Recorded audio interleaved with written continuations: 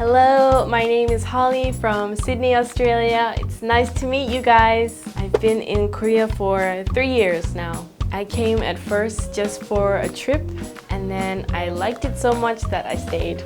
So now we're going to discuss some of the more interesting and maybe strange behavior that Koreans do that I find a little bit strange. First one is the bowing culture. This one really tripped me up when I first came here and I wasn't sure when I'm supposed to bow, who I'm supposed to bow to, or what it meant. And it's really embarrassing, but when I first came here, I would bow to children.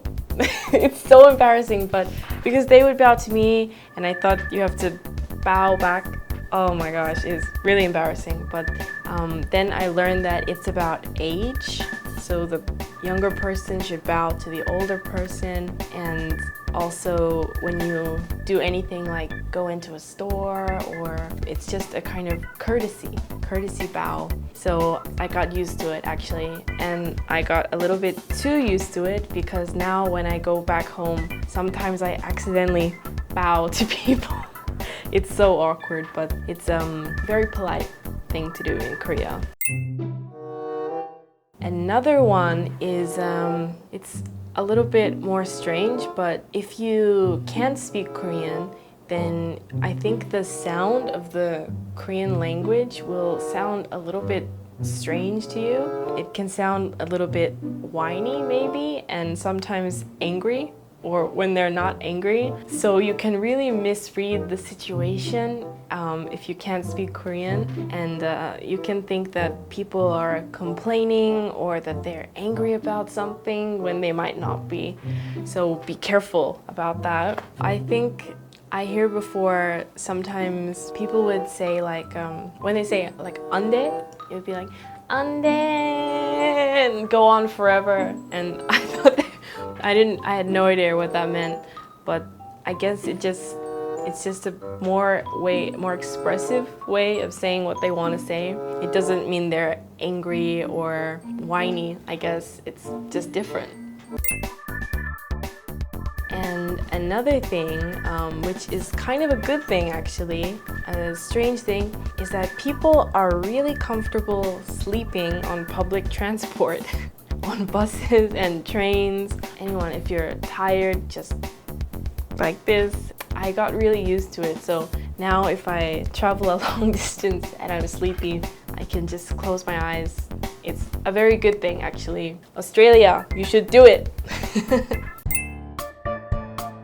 Another thing about the public transport is seating. So for some reason, I know that Korea has some special seats on the train for people who are pregnant or disabled like that.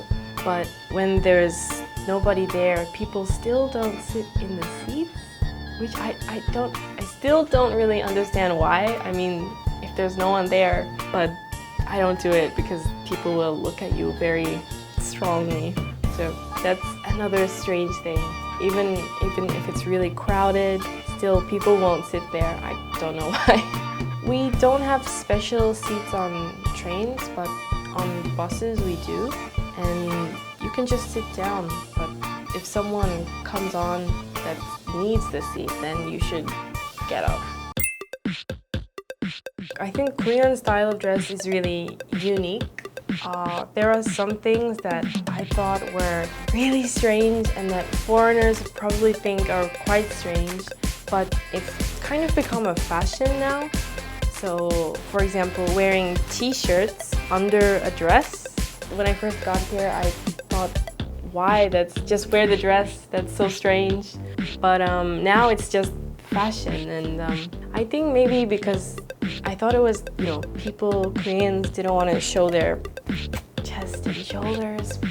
It could be a reason, but now that fashion has actually spread to other countries, which is really cool, because when I came back to Australia for the first time, I was wearing the t-shirt under a dress, and all my friends made fun of me. Like, what are you wearing?